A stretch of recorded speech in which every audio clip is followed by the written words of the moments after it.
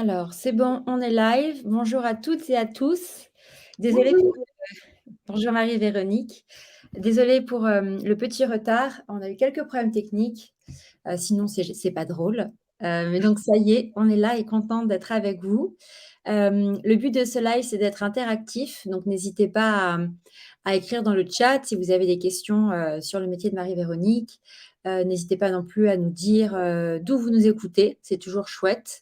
Je sais que la journée d'hier, on avait des gens un peu partout en France, voire même depuis Londres, depuis Stockholm, Nantes, Bordeaux, tout ça. Donc, n'hésitez pas à nous dire d'où vous nous écoutez dans le chat. Je vois que ça commence à taper là. Et aussi, pourquoi vous êtes venu. Est-ce en vue d'une éventuelle reconversion? Est-ce parce que vous adorez le vin et que vous êtes curieux de connaître les coulisses? Voilà. Je vois qu'il y a Géraldine depuis Aix-en-Provence. Bonjour Géraldine. Et si tu veux, Marie-Véronique, on peut peut-être commencer, si tu peux nous raconter ton parcours et comment tu es arrivée là où tu es aujourd'hui et est-ce qu'il y a eu des rencontres particulièrement marquantes qui t'ont aussi aidé dans tes choix et à arriver là où tu es. Et je dis aussi bonjour à Amina de Pantin. Bonjour à toutes et à tous. Je suis viticultrice en Gironde, au nord de Bordeaux. Et là, je fais la visio de la Haute-Savoie. Voilà, je vais vous expliquer mon parcours et oui, mon originalité aussi dans ce métier de la viticulture.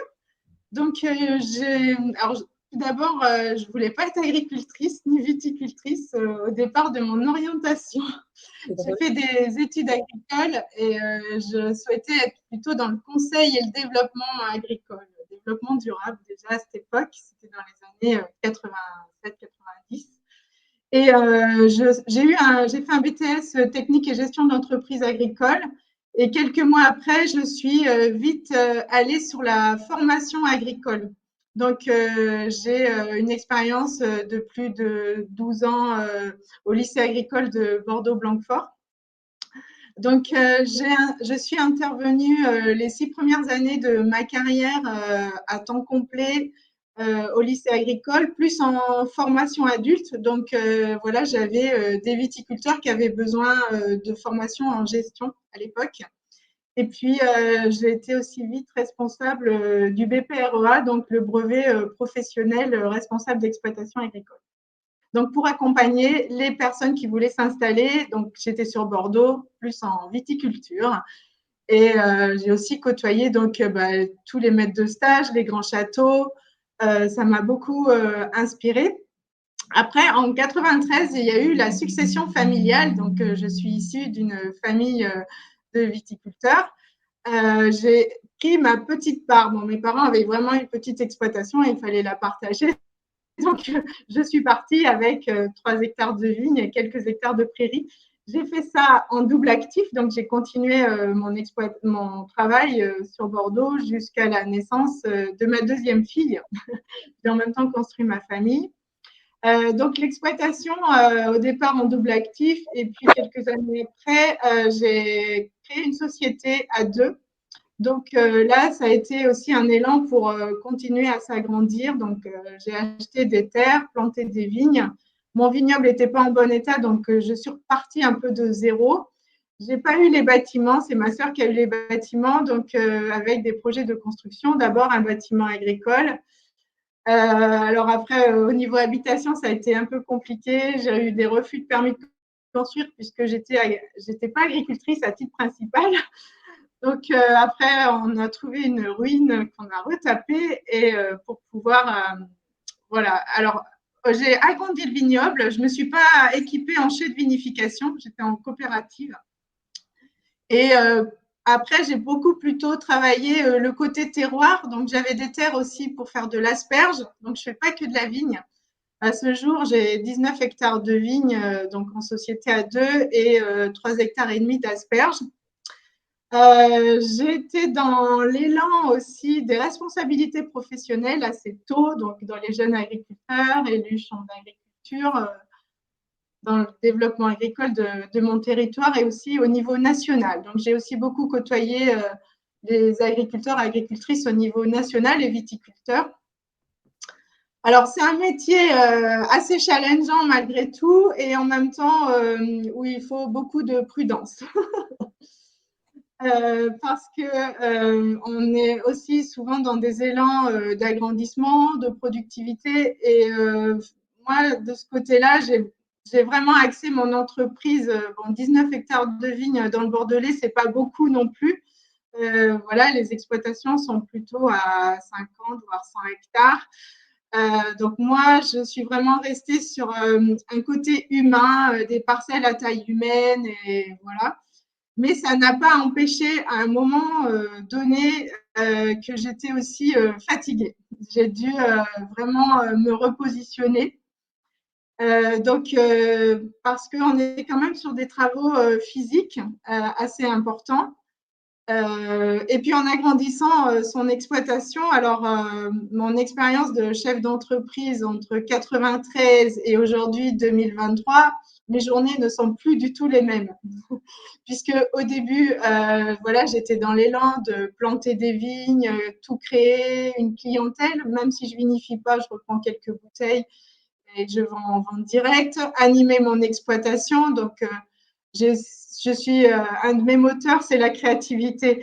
Donc, j'ai j'ai j'ai organisé pas mal de manifestations pour faire connaître mon entreprise, le vin, donc assez créative et originale aussi, en faisant des gelées de raisin, des confits de vin. Donc, faire aussi découvrir toute la gastronomie autour du vin, comment mieux le consommer.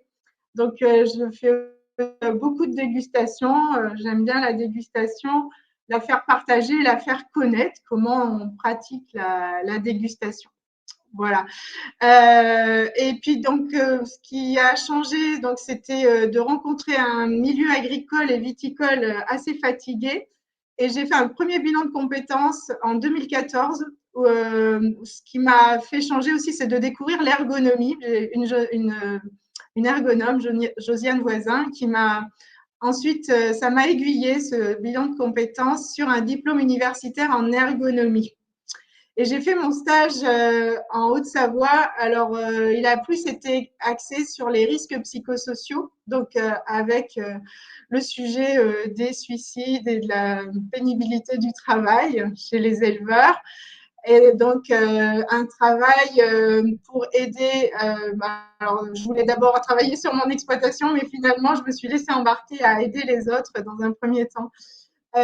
Voilà, sur les process de trait de fabrication du fromage, ça m'a changé du vin.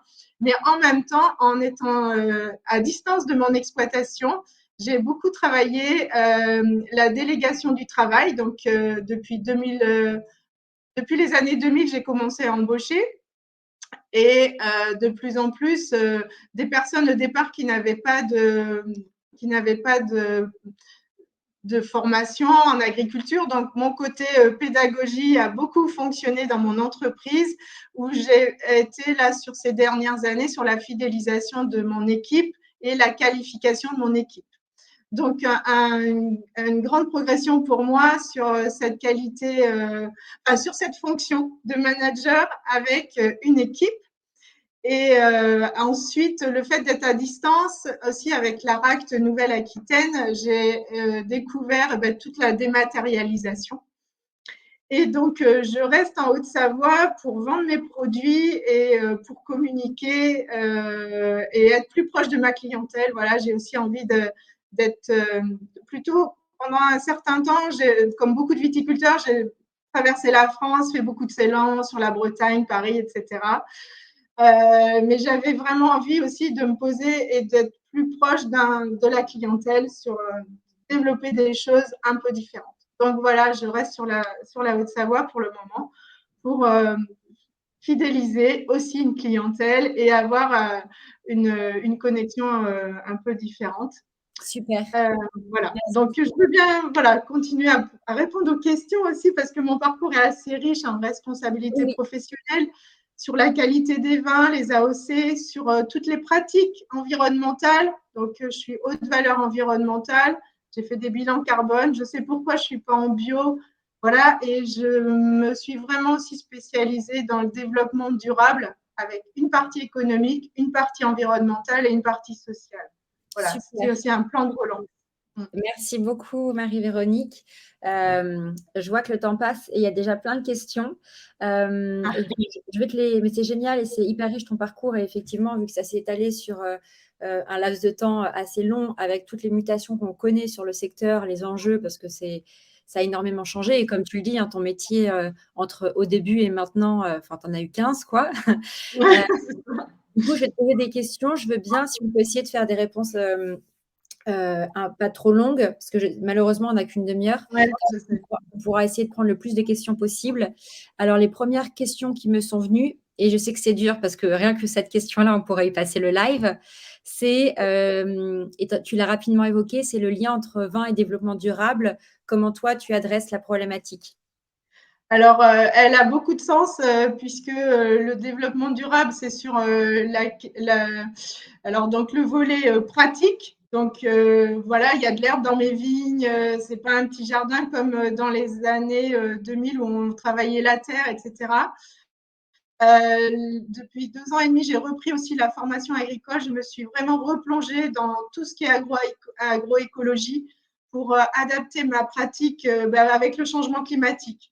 Et moi, c'est encore beaucoup plus de. Enfin, j'ai été vraiment impactée par les aléas climatiques depuis 2016. Je n'ai pas une année normale entre le gel, la grêle, la sécheresse et l'année dernière les incendies. J'ai eu les 4 l'année dernière. Donc, si j'avais pas été créative dans ces situations-là, j'aurais vraiment été plombante et je ne sais pas dans quel état je serais. Donc, développement durable, ça me challenge toujours autant. Et c'est vraiment un pack avec 3 aspects. Voilà, l'environnement, les pratiques et l'humain. Et l'économique aussi quand même. Parce que ça, c'est très dur pour moi en ce moment. Ouais, ouais, c'est vrai qu'on lit beaucoup dans la presse. Enfin, vous êtes les premières victimes du dérèglement climatique. Est-ce que ça Ouais. et les conséquences? Des grosses pertes économiques. Et donc là, c'est aussi pas baisser les bras, même si on n'a pas grand-chose pour vivre, en fait. Et en même temps, essayer d'être créatif pour aller chercher des ressources, des coûts de production et puis une valorisation aussi de notre travail parce que malgré tout, on travaille et on n'a rien en face économiquement. Alors, moi qui suis à côté de la Suisse, je suis un gros décalage, j'ai l'impression d'être un cas social des fois, mais en même temps, je ne sais pas pourquoi j'ai encore une énergie de créativité. C'est génial. Et ça s'entend quand tu en parles. Il y a une autre question qui vient d'arriver qui est un petit peu liée à la question du développement durable. Il y a Anaïs qui demande, parce que tu l'as évoqué, pour quelle raison ne pas avoir opté pour le label bio? Alors, c'est exactement, oui, je veux partager ça. Si j'ai passé au label bio, j'aurais doublé, voire triplé ma consommation en fuel. En 2011, j'ai fait un bilan carbone, j'avais un très bon bilan carbone. Et par contre, j'ai choisi d'investir depuis les années 2000 dans un matériel très pointu au niveau des traitements, donc avec panneaux récupérateurs. C'est très technique, il faut beaucoup de patience pour utiliser ce matériel. On est très peu en France. Voilà, c'est une haute technologie dans la pulvérisation. Et avec vraiment aussi, si on cherche la qualité de vie au travail, c'est de ne pas être esclave de son travail. J'aurais pas pu avoir cette énergie-là si je m'étais embarquée dans le bio. J'aurais pas eu cette ressource de rebondir. Et puis sur les, voilà, et vraiment, je vous invite à venir chez moi pour découvrir la nature. Je suis très connectée à la nature et quand quelque chose ne va pas, je le ressens. Sur les années 2018, justement, en bio, ils étaient quand même à presque plus de 15-20 traitements, alors que moi, j'en avais réduit et vraiment avec des très basses quantités de produits. En plus, j'ai travaillé avec des étudiants où on a mesuré la qualité de l'air. Et là, vraiment, j'étais vraiment, oui, fière quand même d'avoir fait ce travail, même si je m'en prenais un peu de la profession et tout ce qui tourne autour des pesticides. Mais voilà, avec les étudiants, j'ai beaucoup avancé sur ce côté environnemental. Et je suis haute valeur environnementale, par contre, et je suis toujours l'actualité au plus près de la biodiversité. Merci beaucoup. J'ai une question de Théophile, qui dit: «Est-ce que tu conseilles de te diversifier et si oui, pourquoi?» Alors moi, je suis une reine de la diversification. Puisque sur mon exploitation, il y a de la vigne, il y a des asperges, j'avais des prairies, donc pendant 20 ans, j'ai participé là au plan de relance de la race basadaise, une race de vache qui était en voie de disparition. Là, j'ai arrêté justement, je les ai vendus cette année à cause de la sécheresse, donc je vais continuer à faire du foin. Voilà, c'est aussi un travail avec son terroir, avec l'eau, donc un gros travail sur la gestion de l'eau. Je suis en culture sèche, en asperges, mais pour pouvoir continuer, ce sera peut-être aussi de travailler ce volet-là. Donc qualité des éléments, de l'eau, de l'air, qualité de vie aussi. Donc voilà, c'est vraiment lié aussi à notre perception, à notre connexion à l'environnement. Merci. J'ai une autre question, tu en as plein. Comment ça se passe si ce n'est pas toi qui vinifie? Tu vends ton raisin directement à une coopérative ou à un Oui, alors je vends mon raisin effectivement à une coopérative. Après, il y a des vinifications séparées. Alors, par l'informatique, on suit vraiment la traçabilité. On a une haute technicité et technologie sur les terroirs. Voilà, c'est vraiment, je récupère après du vin qui correspond à la qualité des raisins et ça, j'y tiens aussi que j'amène. Donc, justement, pour être vraiment alignée avec ce que je fais et parler aussi de ce que je fais, faire goûter à la fin aux clients. Donc, voilà. Et bah, après, on peut pas tout. Enfin, c'était des choix, c'est sûr, ça fait partie des choix. C'est vrai que j'aurais bien aimé vinifier mais après, économiquement, j'ai préféré travailler de vignoble pour le moment. Ce sera peut-être une évolution future pour les générations futures parce que s'installer, ça y est, je sais faire, je sais installer les autres. Une période de croisière, oui, et je l'ai connue jusque dans les années 2010. Voilà, et maintenant, c'est un peu plus compliqué, c'est sûr, économiquement. Et vinifier, c'est un aboutissement, c'est sûr. Mais bon, la vie n'est pas toujours assez longue pour tout faire, la vie pro. Mm. Super, merci beaucoup. Chez Chance, pour ceux qui connaissent pas, c'est un bilan de compétences et une communauté d'entraide et on aide donc les gens à trouver la voie professionnelle qui est faite pour eux. Parfois, il y a des gens qui vont faire le parcours et qui vont, vouloir, se réorienter vers les métiers du vin. Mm. Hem, qu'est-ce que tu ou travailler sur une exploitation, qu'est-ce que tu aurais envie de donner comme, conseil?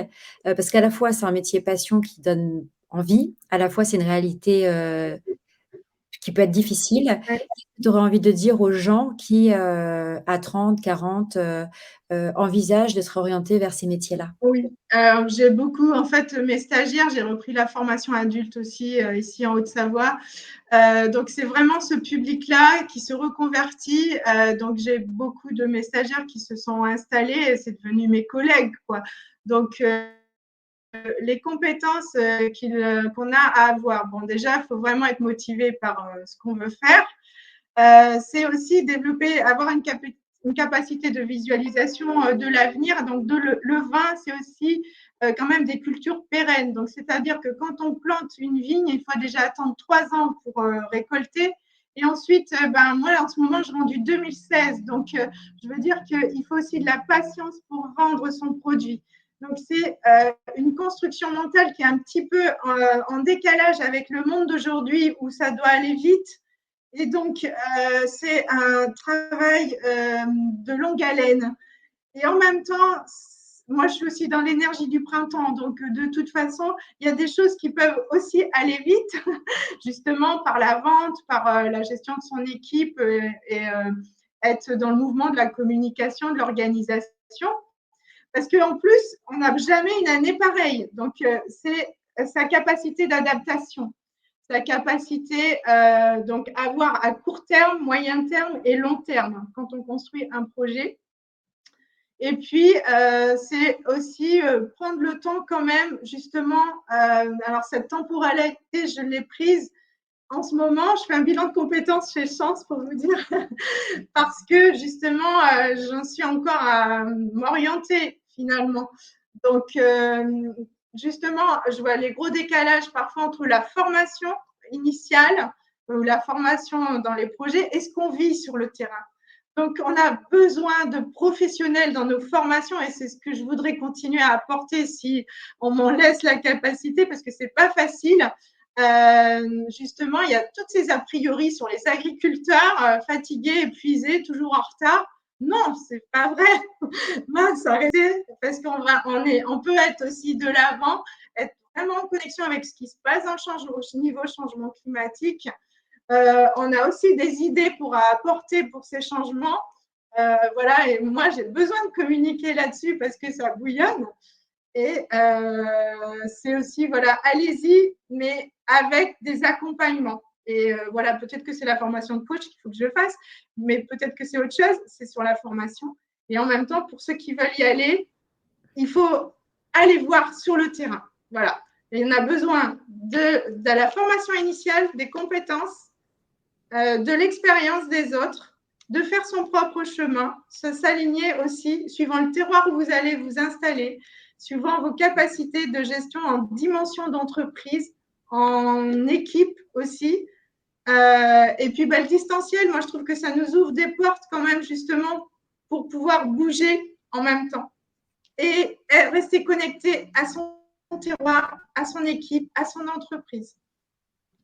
Une question que j'avais aussi pour toi, parce que c'était, notamment l'objet de tous ces lives, de partager la réalité des métiers et le sens que chacun y trouve. Quel sens tu trouves, toi, dans ton métier? Justement, je suis dans ce sens du développement durable, de la créativité. Je crois vraiment à l'agriculture. On vient de passer 10 ans vraiment sous la vague, justement, les risques psychosociaux, la fatigue. À un moment donné, en 2019, j'ai été voir le médecin du travail de la MSA. J'avais le choix entre faire un dossier de handicap professionnel ou reprendre la formation, quelque chose qui me drainait, qui me faisait vibrer positif. Et j'ai dit, non, je ne suis pas handicapée, je suis fatiguée, c'est tout. J'avais besoin, et là, ce temps que je prends, il est vraiment aussi pour reprendre des réserves, me régénérer dans mon activité, dans mon énergie. On traverse des situations difficiles, je ne suis pas la seule, on n'est pas la seule profession comme ça. Et en même temps, aller sur cette qualité de vie au travail, sur cette vie d'entreprise où on est l'entreprise du bonheur, quoi. Moi, je l'ai lu ce livre et puis ça me positive quand même pour avoir envie de reconstruire mon entreprise si elle est plus viable, mais sur des nouvelles références de rendement, de climat, de coûts de production, d'équilibre vie pro, vie perso. Voilà, je suis sûre que c'est possible. Je ferai tout ce que je peux pour y arriver, quoi. Voilà. Il y a des dernières questions parce qu'après on va arriver à l'heure de fin. C'est toujours la frustration sur une demi-heure.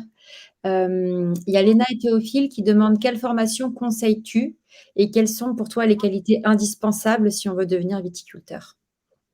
Donc, la formation que je conseille si vous êtes adulte, c'est le BPREA, donc le brevet professionnel responsable d'exploitation agricole.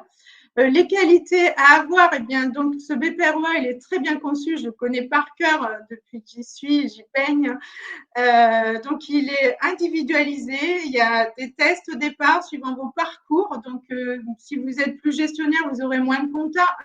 Vous aurez, voilà, si vous êtes déjà commercial, il y a vraiment 7 unités capitalisables à avoir pour ce diplôme. Et ce diplôme, suivant vous allez le faire et puis qui vous allez contacter, vous allez vraiment pouvoir être accompagné pour construire votre projet en même temps. Donc, faire un bilan de compétences déjà pour justement savoir sur quoi vous allez devoir accentuer votre formation et en même temps pouvoir aller vraiment définir votre projet sur ces 9 mois, parce que c'est une formation sur 9 mois. Essayer de faire des stages aussi. Et voilà, parce que la région viticole, chaque région est différente, quoi, aussi.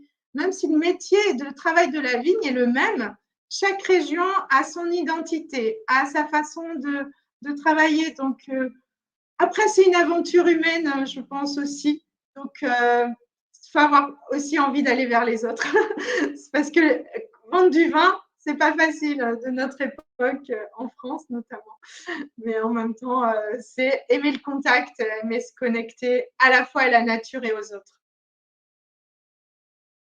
Génial. Merci, merci beaucoup Marie-Véronique pour, toutes ces premières réponses et pour ton partage sur ton expérience et ravie aussi de te compter parmi les talents chance et j'ai hâte de savoir, ce que ça t'apportera et quel arc tu rajouteras à ton arc, quelle corde tu rajouteras à ton arc. Je suis mauvaise en expression. Merci beaucoup, Amina, Théophile, tout le monde te dit merci dans le chat et le live sera dispo en replay. Et puis si vous avez d'autres questions pour, Marie-Véronique, Camus, j'imagine qu'on peut te trouver sur LinkedIn. Oui, Hem, je suis sur LinkedIn, sur Facebook aussi. Mon entreprise, c'est Domaine de Toulifo. Je ne sais est-ce pas que si tu peux nous appeler comment s'écrit Toulifo? donc c'est Toutl apostrophe Y FAUT. Donc actuellement, alors je suis pas super bonne en com, mais bon, c'est Ah, blaye-asperge. Alors je suis en majuscule. Mon site c'est blaye-asperge-20.com en ce moment. Voilà, le site de mon entreprise. super. Je suis dans les blagues de Bordeaux. Et je peux vous conseiller aussi sur le BPREA. Voilà, il y en a différents, suivant les productions aussi. Et ce qui est bien, que ce soit la vigne, c'est qu'on peut faire de la transformation. Moi, je fais des gelées de raisin, des confits de vin, et puis des légumes aigres douces aussi avec des graines de raisin. Voilà.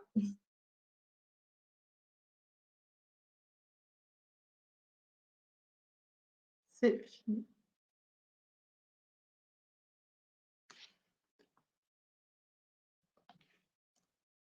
Merci.